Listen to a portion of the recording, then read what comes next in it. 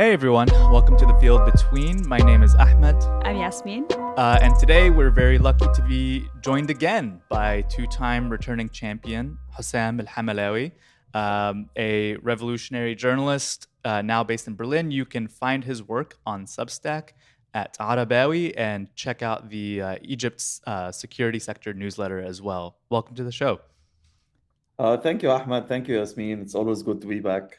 Awesome. So when I'd reached out to you a couple days ago to kind of talk, I really wanted to talk about what's going on in Egypt with regard to the March to Rafah that's happening, and Egypt's detention of some of the activists. And since I've gotten in touch with you, I think a couple of hours after is when Israel launched its strikes into Iran, and then Iran has since retaliated.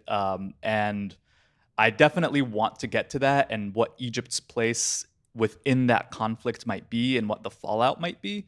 But I guess first let's start with the March to Rafah. So at a high level, can you just describe what the march is, perhaps who the organizers are, and what the stated goals of the march are? Sure. There was a global initiative that was endorsed by really a wide variety of civil rights organizations, NGOs, different activist groups, independent also, figures, people who were on the left and people who were Islamists. It was cross spectrum, really. And their stated goal was that they will organize convoys that will take to the Rafah crossing. The Rafah crossing is the Egyptian-Palestinian crossing that connects the Sinai with the besieged Gaza Strip. And the campaigners wanted simply to break the siege. The march should have started on the 12th, meaning 2 days ago, before we record this podcast. And activists simply converged on Cairo in the previous days, coming mainly from two routes. One was a convoy that carried mainly North African activists, and it was launched from Tunis in Tunisia. And the plan was that it was gonna cross, Libya into Egypt and then to the Sinai. And the second route was through the Cairo International Airport, basically, which received hundreds of activists who were coming from Europe, from Australia, and from other parts of the world. And they were going to all assemble in Cairo and then take off with this convoy. Mm-hmm. Now, as expected, the Egyptian government wasn't happy with what's going on. In case your listeners didn't know, Egypt is ruled by a military dictator since 2013. He was our previous Minister of Defense who launched a military coup against Egypt's first democratically elected president from the Muslim Brotherhood. And since then, he's ruled Egypt with an iron fist, with a level of repression that makes all our previous autocrats look like human rights activists in comparison. But that's what a defeated revolution, usually produces. It produces a regime that's even more authoritarian, that's more repressive than its previous counterparts. Yeah. Actually, this is a side point. We don't have to get into it. But have you read Vincent Bevan's last book, The Last Decade of Protest or something? And it looks at the Egyptian revolution and how a lot of the protest movements in the last decade have. Yes, I'm heavily cited in it. You Oh, interviewed me for it. okay, that's By the embarrassing on way, my end. It's a great book, so yes, I appreciate your work that went this into is that book also as an well. aside, but every like book that you post to Instagram, I screenshot and I hope to read them all. You have like a great reading recommendations, I think. Now I have to follow those citations a little bit more closely. But yes, so kind of just back to Sisi and Egypt's response to the convoy. I'm looking at a report from Reuters that just says, when someone is thinking about this and maybe they're not politically oriented or anything like that, they might think, oh well, did the protesters do what they were supposed to? Did they let the government know, or was there this sudden influx of people who just kind of showed up and now the government has to figure out what to do with them? And according to Reuters, at least, the organizers say in the 2 months leading up to the march, they actually coordinated directly with the Egyptian embassies in over 15 countries and with the foreign ministry to ensure transparency at every stage. So it seems like, I mean, correct me if I'm wrong, but it seems like it wasn't just the Egyptian government being caught off guard or anything like that. It was very much a policy decision to not let these people forward. I agree. It is true the campaigners, some of whom I know personally, did approach the respective Egyptian embassies in their countries. And they did apply for the visas. They did notify the diplomats there of their intentions. And according to some of them, they did receive positive feedback, or at least, I mean, no rejection. But once they arrived at the Cairo airport and on the Libyan-Egyptian border, it was a completely different story. And this is the true face of the Egyptian regime we have. Abdel Fattah Sisi, our autocrat, he hates the Palestinians. Hmm. Um, and this is for a long list of reasons, but I would say that the most important among them is the fact that he and our ruling elites understand very well the radicalizing and the politicizing role that the Palestinian cause has always played in Egypt. Most of our turning points when it comes to the history of social and political dissent in the country was always, Ahmad, linked in one way or another, either directly or indirectly, to what's happening in Palestine. For example, the 1977 bread uprising that we have in Egypt, that we had in Egypt, and that's when we had a national uprising that lasted for 2 days against the Sadat regime, was the product of a long process of political dissent that started in 1968 and spearheaded by left-wing societies on the university campuses known as جمعيات أنصار الثورة الفلسطينية, the Hmm. supporters, the societies of the supporters of the Palestinian Revolution.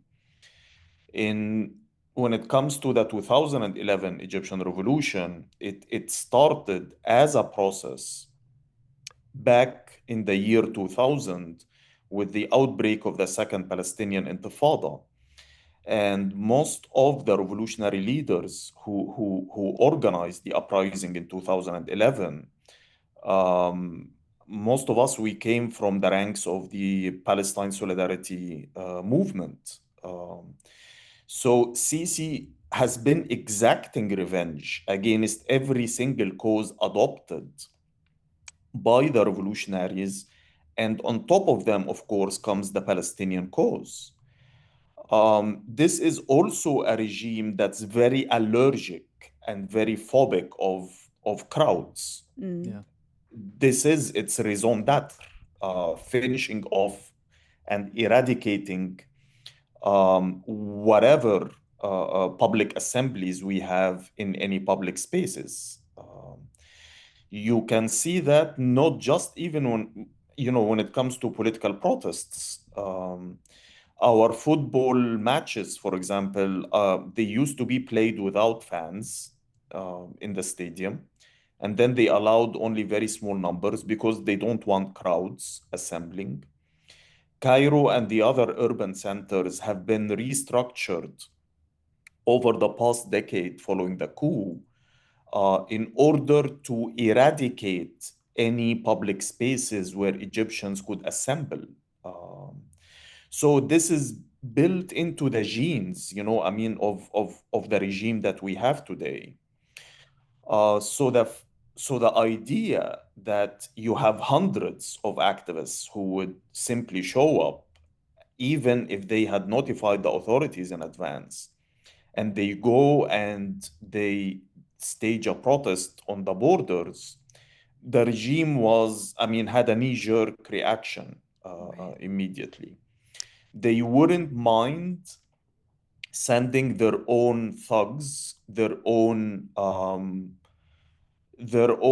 security services affiliated party officials to hold some controlled charade or a farce protest on the borders that would carry Sisi's posters, but to allow independent activists to do so, that's a huge red line. So actually, that's an interesting point. I guess.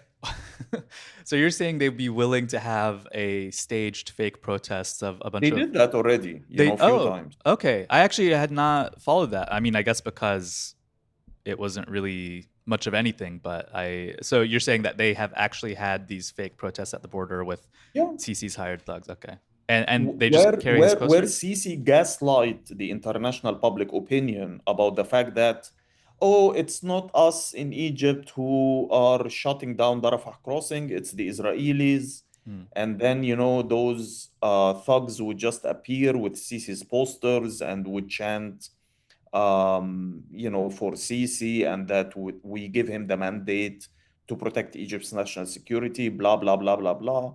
And this already happened more than once. I wonder if But that's get meant. people like you and I to go and protest at the borders independently, that's out of the question. Hmm. Right. Maybe it's meant to sort of help mollify the public to make it seem as though there's some sort of pro-Palestine action. Yeah. We talked about this a little bit last podcast, but it's just so interesting how like globally student movements have been formed out of pro-Palestine activism and how much that threatens state power. Like I feel like the way that you're describing the movements that you were a part of are so similar to some of the movements taking place, around the world right now. I'm curious, what was the makeup of the convoy? I know that there were some Americans, that there were a lot of people coming from North Africa. And has there been a sort of differential in terms of how people have been treated? Have we heard about any jailings or? When it comes to the convoy that was arriving from Tunisia, this was overwhelmingly people, our brothers and sisters from North African countries, meaning Morocco, Tunisia, Algeria. Mhm. Um, and the Egyptian regime basically shut down the border, denied them entry, and according to reports that appeared in Libyan local media a few days ago, the Egyptian authorities contacted directly their Libyan counterparts and told them not to allow the convoy to pass. So that's when it comes to the North African convoy. Now, when it comes to those who arrived through the Cairo International Airport, that was a different story. Most of the European and the Westerners, they did arrive through the Cairo International Airport, but also there were Algerians, there were Turks, there were Australians, there were other nationalities, including also Africans. And the Egyptian regime went berserk. I mean, first, anyone who showed up with a Palestinian scarf was heavily searched and then deported. Some were locked up in this small detention facility that we have at the Cairo airport and then deported. Some were deported en masse on the same plane that basically brought them to Cairo. Some who were carrying Palestinian flags were also deported immediately. And then things just got worse from there on. Some, including French and Turkish nationals, according to my sources, who were staying in downtown Cairo hotels, and these guys, were allowed entry into Egypt. They were raided, and then they were arrested and deported. Others were basically heavily interrogated, but then they left them at the hotel. But then the following day, when the activists tried to take buses and other means of transport in order to head to the Sinai. Now, also, I mean, again, in case your listeners didn't know about the geography of Egypt, Sinai is a peninsula, and in order to reach it, you have to cross the Suez Canal. How are you gonna cross it? You will either cross it through this massive bridge that was built under Mubarak, or through a tunnel, or through a ferry. And usually, people who travel to Sinai, they have to pass by Ismailia, which is another Suez Canal important town. And so dozens of those activists who did eventually make their way to Ismailia, they were stopped. Some of them were stopped at the Sharqiya province, which is northeast of Cairo. Others were stopped right before Ismailia. And then the crackdown started, and that's when you got all of these videos that are now surfacing on social media, where the Egyptian Central Security Forces, these are our militarized police, assaulted the protesters and forced them on buses back to Cairo. And also, they were, they unleashed plainclothes criminal thugs in order to assist the police with the attack. And this was also caught on video last night. Now, many of those who've been forced to go back to Cairo have been deported already after a brief detention, but others were left. In Cairo, but I would assume that they are definitely under heavy surveillance. And there is just chaos. I don't think that the Egyptian regime has a very specific plan on how to handle those protesters, especially when you get white Westerners. Egyptians, brown and black people, it's straightforward thing, Yeah, yeah. they just handle us, in the same way that they handle everyone, in the country. Yeah. But I was when it gonna, comes to white yeah. Westerners, they usually are much more careful. That's like the situation now. No one has stepped into Sinai. Hundreds have been deported. Many have been beaten up by the police and by the thugs. And simultaneously, with what's going on with this crackdown, and even before the convoys arrived, the Egyptian media has been inciting heavily against those activists. And it's really absurd because, once again, in case your listeners didn't know, Egyptian media in general, whether state-owned or private, they are controlled by the General Intelligence Service, which is our mukhabarat, which is the equivalent of the CIA in the US. So it is tightly micromanaged. Anything that appears on TV is usually highly choreographed. Our newspapers, they carry identical headlines because they follow directives that comes to them on a daily basis from the mukhabarat.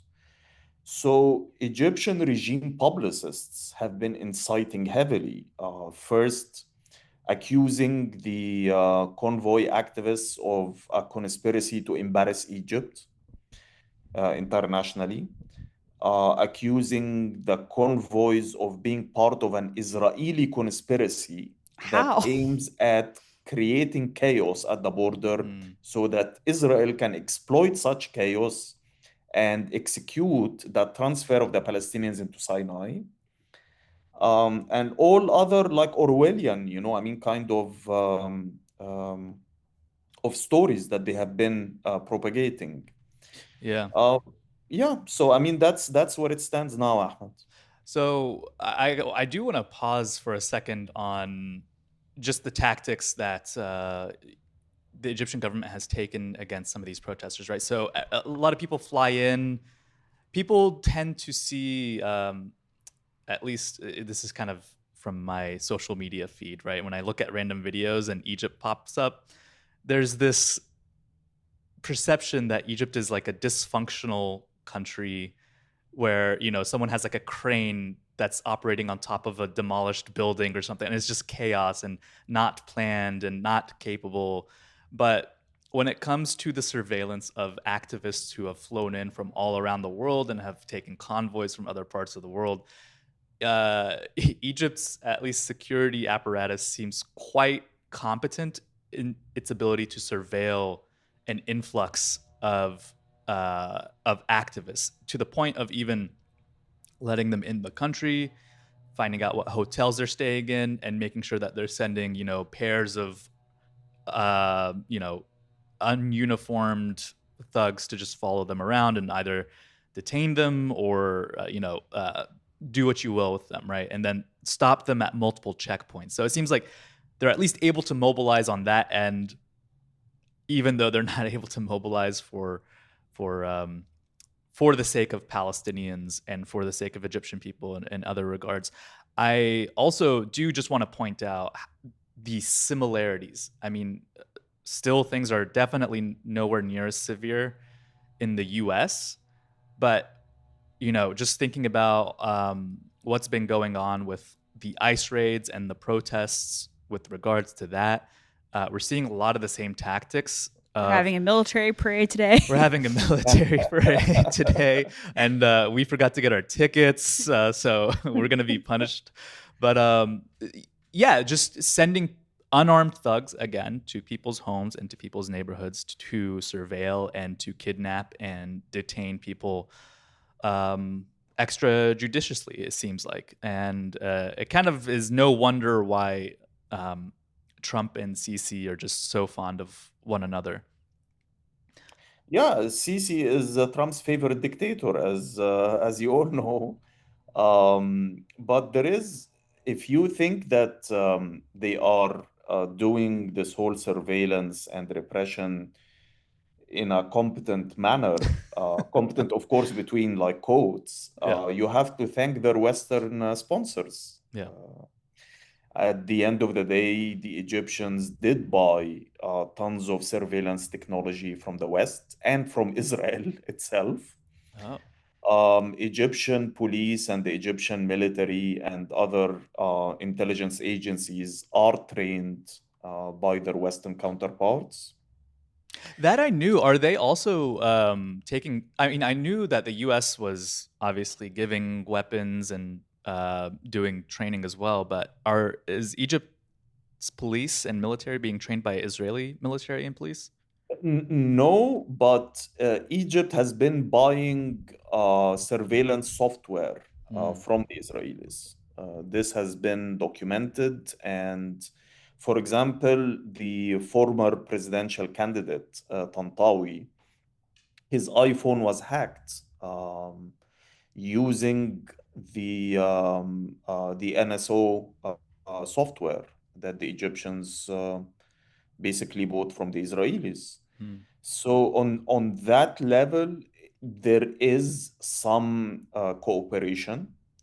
There is definitely intelligence sharing.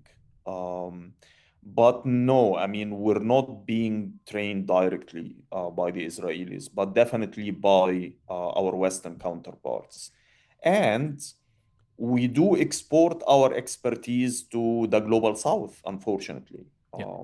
The Egyptian Police Academy and the Egyptian Military Academy, they do train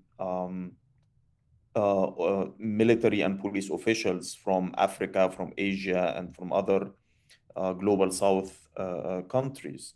So we're kind of like exporting, this repressive expertise to others. Do you You think know, that? it's like, everything spreads by the domino effect and by osmosis, in the Mm, same way that I would follow you and Yasmin, and learn, I mean, from you when it comes to how to do independent media, podcasting, and, other resistance tactics that activists are doing in the US. Our ruling elites also learn from one another. mm. It's like a global, body of knowledge that everyone is chipping in, and they are learning from one another. It's unfortunate. Do you think that Sisi is nervous that this might have this particular show of protest, just given how international it is and how many people physically appeared in Egypt willing to march? Do you think he's worried potentially about that spreading and there being kind of more mass protests of Egyptians? He is, I mean, he is worried by default, and he has very good reasons to be worried. I mean, first, he and his regime are allergic to any form of public crowds. This regime evolved out of a counter revolution whose raison d'etre, if I can call it that way, was crushing and eradicating all forms of dissent in public spaces. So by default, he understands that strikes, protests, and these form of actions from below can well spread by the domino effect. Added to his nervousness, if I can call it that way, is the fact that Egypt is going through a severe economic crisis. It's one thing, Yasmin, to be an autocrat, but successful economically. Hence, you can find sections of your own society who are willing to strike this Faustian bargain with you and turn a blind eye away from the repression and say, well, at least we're living well. Mm-hmm. So that's one thing. And another thing is to be an autocrat and you also suck at economics. And this is like the kind of bad deal, that Egyptians have ended up with. Um, on the one hand, we don't have civil rights, we don't have political liberties at all. And on the other hand, I mean, our economic situation is absolute shit at this point. What are you That's so talking? well They put. just sold part of Egypt to the Emirates. I just saw that the deal I mean, finalized. they are selling everything left and right Yeah. at this point. That's called And striking a deal. That's pretty good in our president's eyes. No, that's so well put. I've seen such similar dynamics also, honestly, even with just like extended family and like complacency with the political situation in Pakistan. And it's like, well, as long as people can, collect on their land and stuff, when that goes away, then finally the support for the army starts to kind of erode a little bit, even among the upper class. yeah, yeah. No, I mean, it is like a barometer when you start finding upper middle class Egyptians and upper class Egyptians who did support the coup initially enthusiastically, and now they are like ranting against Sisi left and right on Facebook and on other social media platforms. Are these people who have been are they current upper class, or are these people who have been downwardly mobile since the revolution? It's these things do not just happen overnight. Mm-hmm. I'm talking here about families that, at the end of the day, they are businessmen, so they still own business. They are families of celebrity academics. So even when they are not like upper class, they are considered upper middle class, but they've been struggling. Um, There is this phenomena, Ahmad. I mean, if you're on Facebook, you will find tons of these Facebook groups that are springing up now, where you find upper middle class Egyptians and middle class Egyptians either selling their own furniture, selling their tablecloth, selling their old clothes, jewelry, Mm. I mean, chairs, beds. I mean, okay, I mean, this might be for a Western listener, I mean, oh yeah, we always sell and buy, used stuff, but no, I'm talking about a social strata in Egypt that didn't used to do so, It's but interesting. they are. Yeah. And I mean, I have tons of other anecdotes, I mean, about this, which tells you that there is so much anger in society. So going back to your question about Sisi's concerns, yes, I mean, he is legitimately concerned, not just about the convoy, but about anything that can bring crowds together or instigate any action in the public spaces, because then he's not sure that he will be able to contain it at this point. So I want to go back to kind of CC and the government's statements about um, Israel controlling the border and you know kind of making it seem like, oh, we wish this situation could be different, but it's not. And so, what can we do? I saw a different statement. I don't have it in front of me right now, but it was one put out by the regime, and it said something to the effect of, we just want people to go through the proper channels, and also, we wish for a free Palestine one day, and we, hope for the liberation of Palestinians, which kind of begs the question of like, okay, so what are you going to do about it if you wish so hard for it? But I guess I would love if you could talk about the specific mechanisms of control of the border. Like, so what does it look like at Rafah? What does Egypt do? Is it, Yeah. a wall that they maintain, or what does that border crossing look like?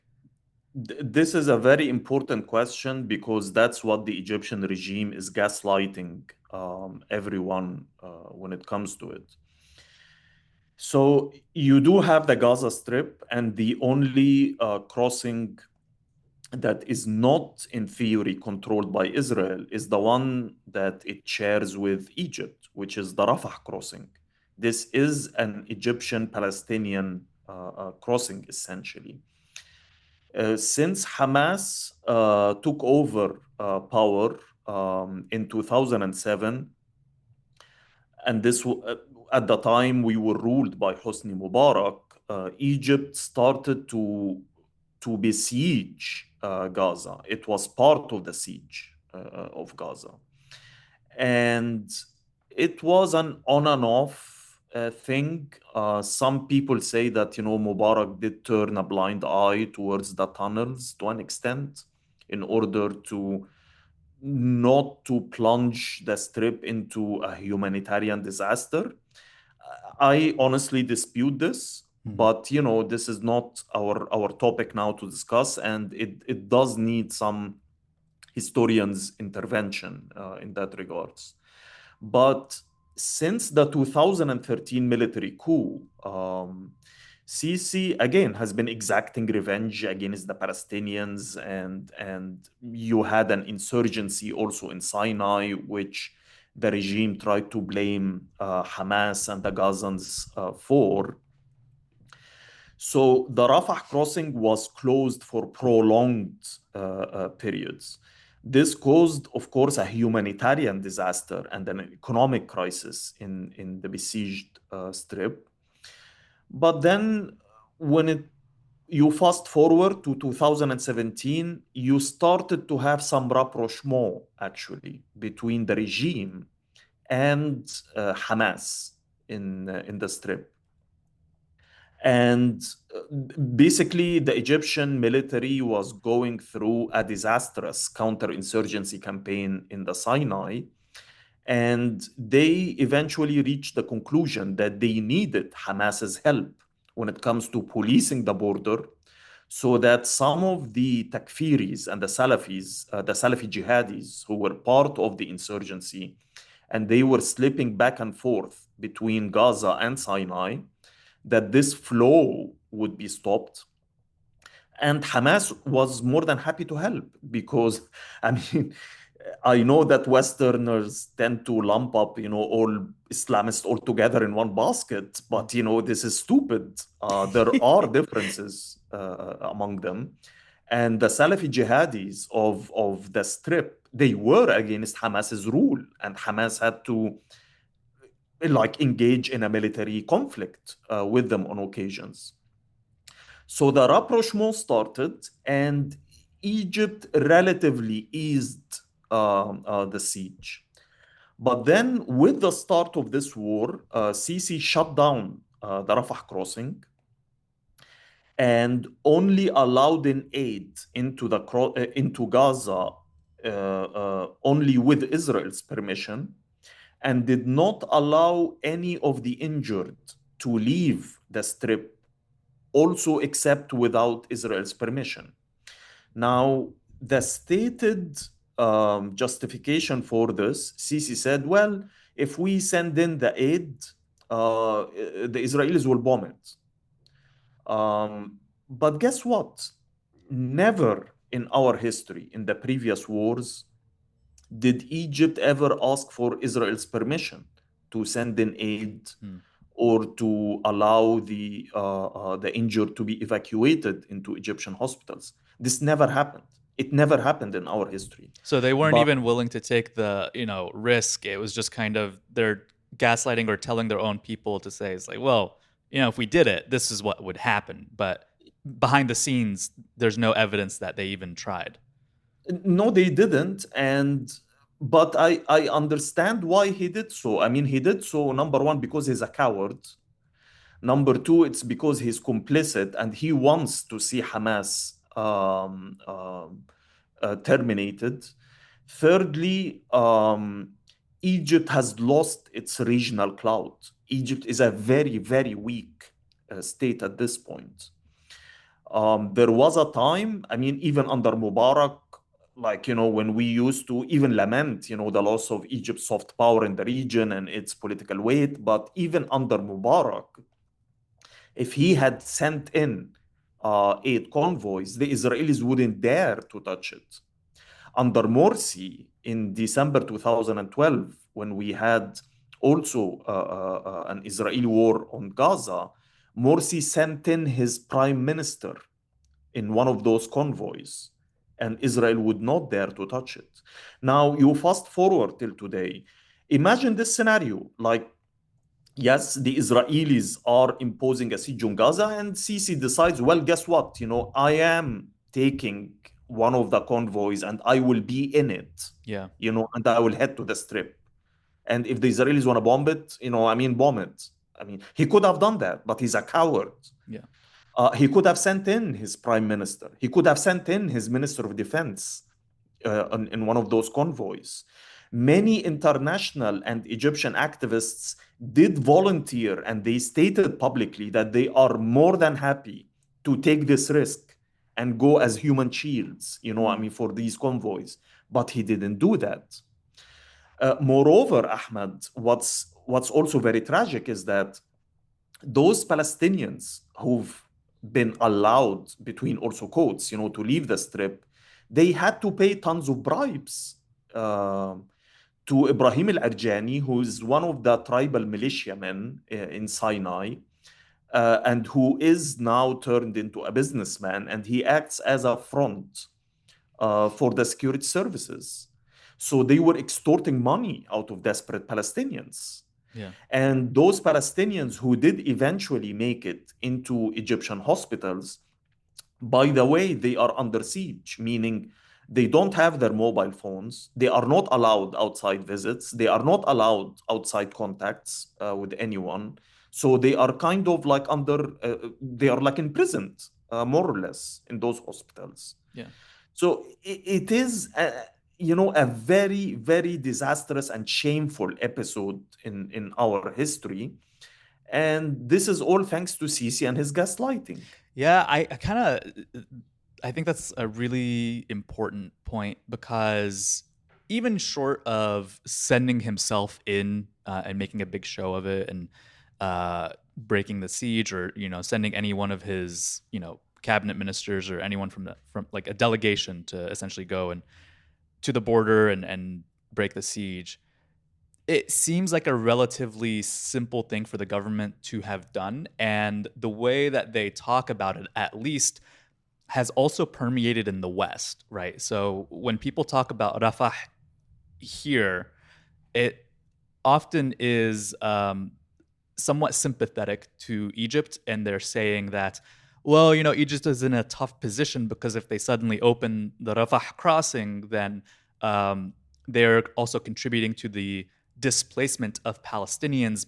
But that seems to assume that Rafah crossing is like a binary switch of it's open or it's closed, and there's no in between where, you know, Sisi, and I'm not saying this is the right or wrong thing to do, but Sisi could still have his outcome of not wanting Palestinians in the country and paying the lip service and saying, well, I don't want to contribute to the displacement of Gaza.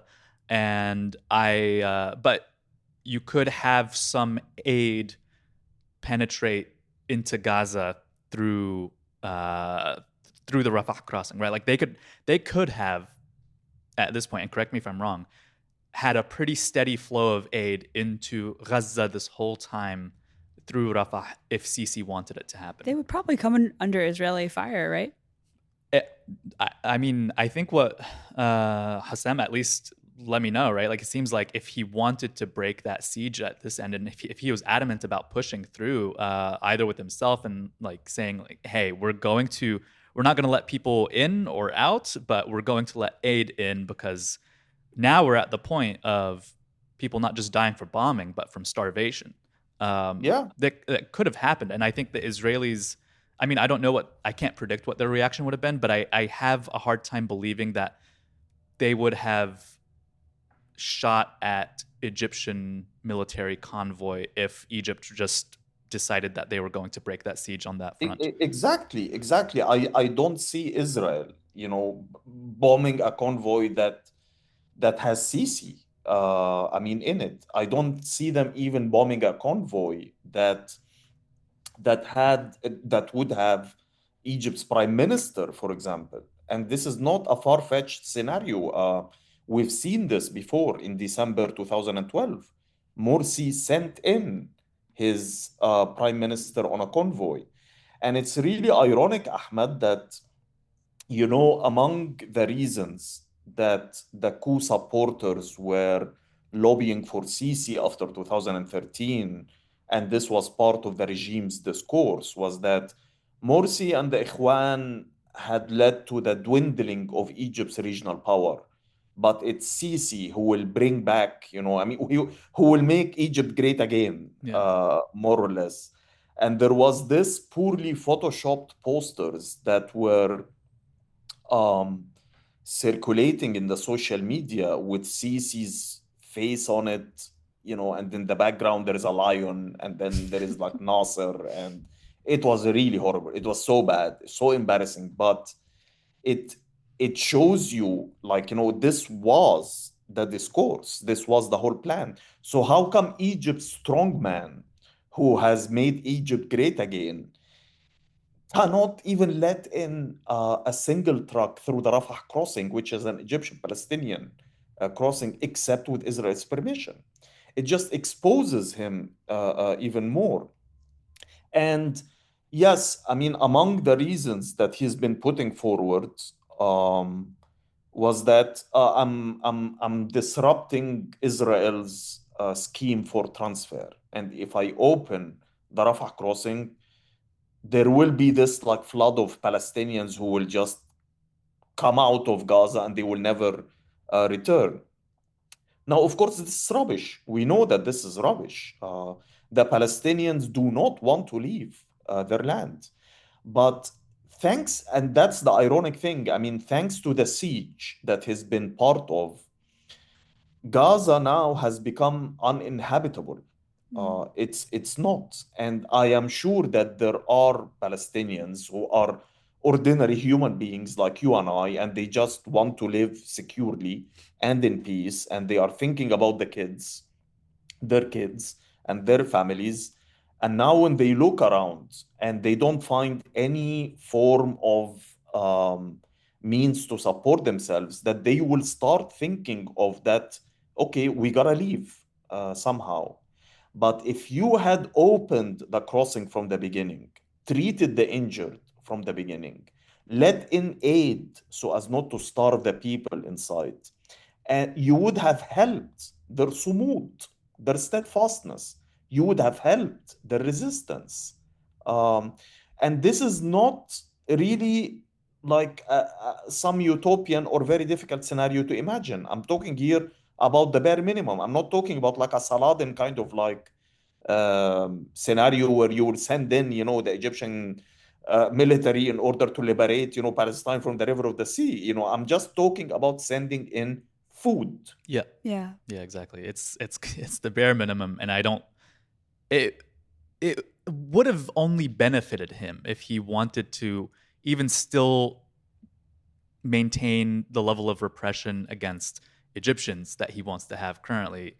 It would have only benefited him in that he would have at least appeared to be a strong leader against Israel and, you know, competent in at least some Can regard. you imagine Ahmed if he had like led a convoy into Gaza headed by him? Oh, it would have He, been I incredible. mean, he would have been like, the 21st century Saladin in the Yeah. eyes of many. I mean, I guess it shows how much really Egypt is a client state of the US in a lot of ways that, yeah, the bigger priority was keeping Yeah. the US. He could have even done like the thing that Trump loves to do, where he gets like an AI generated image of him with just like huge muscles and just like looks like a wrestler, and people would have believed it. You Yeah, know? exactly. But even that, I mean, he couldn't do Yeah. because he's a coward, because he's complicit, and because in so many ways he does share Israel's strategic vision for the strip. Yeah. Has he himself made any, public appearances in the last, I guess, couple of weeks since things have really escalated and kind of any hope for a ceasefire is now, now we know that that's a farce. Like, what has Sisi himself been saying? I mean, he is around. He's not like, he disappeared or hiding in some bunker. Hmm. His pictures do appear almost on a daily basis on his official website and his official Facebook page, like meeting ministers, I mean, saying this, saying that, giving directives about this, about that. He, the kind of rhetoric that he gives about Palestine in general, it's the kind of rhetoric where, he's calling for regional stability, calling for a just solution based on UN resolutions where Palestine is partitioned and East Jerusalem would be the capital of the Palestinian state. He and his foreign ministry and security services are also, of course, pushing for the Abu Mazen's Palestinian Authority to take control of the strip and marginalize Hamas and get it out completely out of the picture. So I mean, there isn't anything like ultra unusual that he did Yeah. over the past couple of weeks, but this is the general line that Yeah. that he's adopting. So he's not at all, at least hasn't gestured toward even being more upset now that Israel Oh has no, just totally actually gone into the West Bank as well, right? Like no, total no. siege of West Bank. Um, okay, so I said we would get to what's going on with Iran and Israel.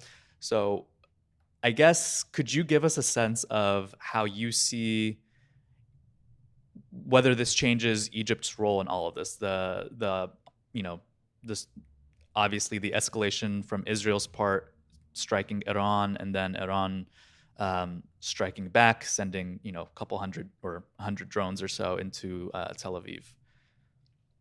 Um, Ironically, it's under Sisi that the Egyptian-Iranian rapprochement started. Um, the Egyptian-Iranian relations following the outbreak of the Iranian Revolution in the late 1970s has been strained, to say the least. Excuse me. And it was also downgraded and cut for a very long time.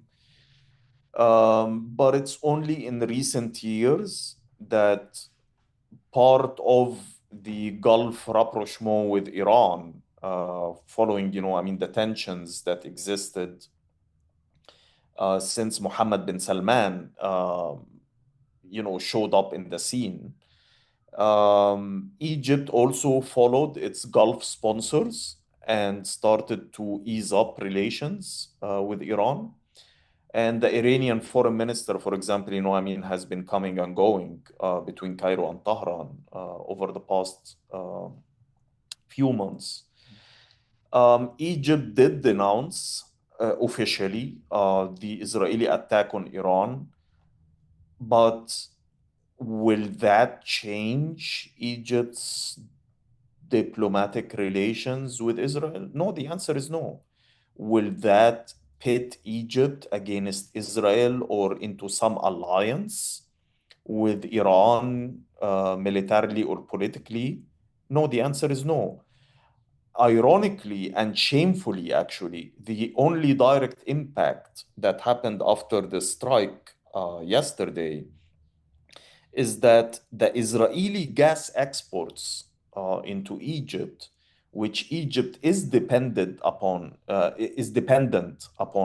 in order to generate electricity Oh, I didn't in know the that. country, the gas exports dwindled because Israel had shut down its offshore fields where they are looting Palestinian gas and natural resources and then exporting it to Egypt and to other countries. So the only thing that happened following the strike is that the Israelis shut down the Leviathan, which is the name of their offshore field, Wow. notified Egypt that that the exports will dwindle, at least temporarily. So Egypt, in turn, I mean, did announce that there is some emergency plan that they will have to enact now, and they stopped supplying natural gas to the fertilizers plants, which use heavily natural gas. And the cabinet, I mean, met yesterday in order to come up with contingency plans. It is a very shameful situation, as we say in Arabic, that at this point, in order to light up Egyptian homes at night, in order to have electricity in our shops, we are dependent on Israel in that I regards. didn't know that. Yeah, I also didn't know that the offshore. And guess what? Even the exports, the Israeli gas exports into Egypt throughout this genocide, even if it even increased, it didn't go down at all. Mm. Yeah, was that intentional? Did they lower or subsidize the price at all just to keep Egypt a little bit more happy to maintain No, the? it's not subsidized, No. and it's not. I mean, they sell it to us just like they sell it to their international Right. clients. No shame at all. Because if Yeah, and Egypt went from being a gas exporter um, in up until 2021. Suddenly, we became gas importers. Hmm. We are dependent on Israel. I mean, your families in Egypt, in order for them to switch on the light at night, they are dependent on Israel. Is there I mean, is there a sense of, I guess, embarrassment or indignation just in the Egyptian public about that fact, or is that not discussed Yeah, I much? mean, the funny thing, if you read the cabinet statement yesterday, they said that because of the cut in gas supply coming from the east, They didn't even dare, to They- say Israel. They say غاز من الشرق, uh, from the east. yeah, yeah. Are they just So hoping they that don't people? mention it even, Yeah, they don't have, I mean, to save their faces, but everyone knows. And it's a huge kind of embarrassment. yeah. I would say so. I kind of did also want to talk about just you know briefly mention the sale of coastal land to Emirates, and part of me is just like, oh, well, maybe they're trying to shift or realign their allegiances in the region, but given the fact that Emirates and like all the Gulf states are also normalizing with Israel and seem to have no compunction about it, I don't think they're mutually exclusive plays. So it seems like at the time that Sisi's regime is more than happy to kind of just maintain the status quo until Israel finishes killing every Palestinian. Um, he also sees some economic stability future by selling off parcels of really beautiful lands in Egypt. So I was wondering what your thoughts are on that and whether you've heard much about it from Egyptians themselves. Yeah, it's during the first roughly like 10 years following the coup, the Gulf was giving Sisi blank checks in order to finish off the threat of the Egyptian revolution, in order to dismantle the Muslim Brotherhood, and to end this nightmare called 2011 and its potential domino effect. But then after Sisi, managed to do these jobs really well, he woke up by the end of 2022 to find that the country is sinking in debt, to find that the money was squandered on all of these like white elephant projects. And the Gulf started to become a little bit hesitant about writing more blank checks at the time. I'm talking here about the years of COVID and the start of the war between Russia and Ukraine. And then there is a global economic crunch that's happening. And Sisi was in deep shit at the time.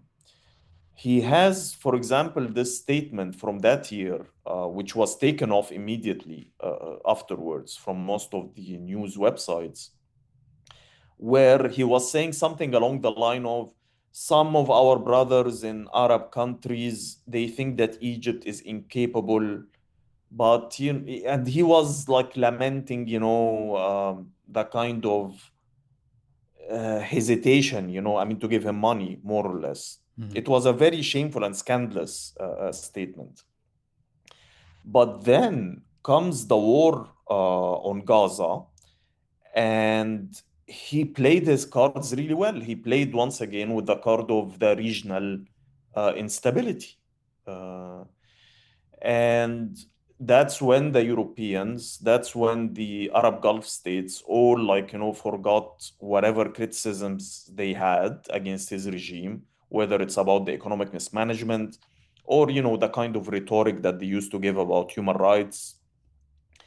And they started to talk explicitly that Egypt is too big to fail and they cannot afford more instability in the region.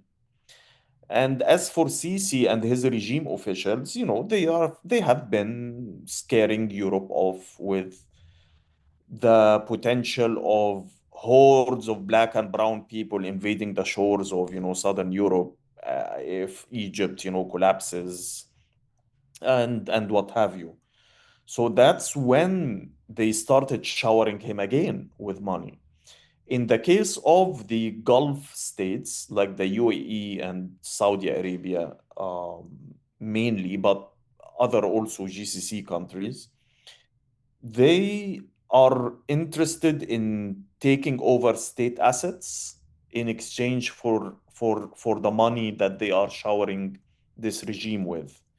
So they are not just taking prime real estate land, whether it's on the northwestern coast, like Ras Al Hikma, which the UAE has taken, or Tirano Sanafir, these strategic two islands in the Red Sea that Saudi Arabia had taken. And now Sisi is mortgaging Red Sea coastal land near Ras Shuqair in exchange for money that he will get from Kuwait. But he's also selling public sector companies, giving the Emiratis historical hotels and really jewels Yeah. of our history. And it's really it's a very sad epoch. I know sad is even like an understatement, but he is overseeing the dismantling of Egypt bit by bit. Yeah, it is kind of like a fire sale. Like I remember reading the figure for Ras Al Hikmah at least, and I think it's like eh, is it $11 billion, something like that. It's not even that much money, and it's like a prime real estate of land, and Egypt is retains maybe 35% of it, whatever that means. But Yeah, just it was triple that number actually, it but was so 30 but in billion. all cases, in order to take this money, he had to evict local residents Hmm. by the military in that part, and it is still like a jewel. Yeah. I mean, listen, this is ours. We're Egyptians, Yeah. and this should belong to us. Yeah, I But think no, just everything now is for sale. yeah, I think just seeing a country and its shoreline just parceled out like you would do at like a yard sale and just say, like what will you give me for this? There is a huge loss of dignity in that for, the people, and it's hard to not feel that. And to sense that it's coming out of desperation and a lack of faith in um, Egypt's own internal dynamics. Yeah, and you know that MBS, Mohammed bin Salman, he traveled to Egypt last year in order to sign an agreement with Sisi. And the agreement was titled حماية الاستثمارات السعودية في مصر, the protection of Saudi investments in Egypt. Hmm. And I mean, of course, the details of the agreement, like everything else, were never fully disclosed. But according to a Sharq business news website, which is Saudi funded, it did include clauses about the protection of Saudi investments in Egypt in case of a war Hmm. or a revolution, that it would be protected from nationalization. Um, so even his Gulf sponsors, they know how shaky the situation is. Yeah. And Um, it kind and of implies yeah, that they don't necessarily care whether or not he remains in power, right? If they're hedging their bets against him. yeah, I mean, they have some strategic interests, and whoever will serve those strategic interests is more than welcome to stay. I He has been cleansing and purging continuously the elite ranks. So I mean, it's only him who is apparent. Yeah. But I think that if there was another clear alternative who can take over without much chaos and without much instability, I think the Gulfies and the Westerners would have loved to have business, to make business. I mean, with this other guy. Are these potential military installations? Like I know that you said some of the locations are kind of strategic assets. Are those militarily strategic assets that they bought? Tehran and Sanafir, for example, are strategic in terms of controlling the Red Sea. Hmm. I mean, the whole Egyptian troops, when they shut down the Straits of Tehran, that's what instigated the 1967 war, because you can control the Aqaba Gulf from it. So some of those, I mean, lands, they do have a strategic value, but others have a prime real estate value. Hmm. Uh, these are beautiful parts of our country. Yeah, yeah. I wonder, I guess, do you think there's any concern on Israel's part that now some of these Gulf states have, maybe some closer potential. Not, I guess, Oh not no, I mean military. they are حبايب Israel, you know. I Yeah, mean that's they true. are. That's No, all. Israel. I mean, when I talk about the UAE, I talk about like a second Tel Aviv, you know, Yeah, more or less. So I don't think that's what really worries them yeah, at the end of the day. yeah. It seems like they have the whole region sort of controlled at this point. I did want to actually go back and make sure that maybe as a last question, unless Yasmin, you have anything, but uh, just to go back to the convoy, what do you think could have happened had the convoy been allowed to reach Rafah? There could have been two scenarios. The regime could have played um, played its cards really smartly and allow them to go uh, to the Rafah crossing. But then, you know, the Rafah crossing is closed by the Egyptian military and would allow them to hold some protest in front of it. And I mean, the Egyptian regime did allow European parliamentarians to go there before and hold some symbolic protest.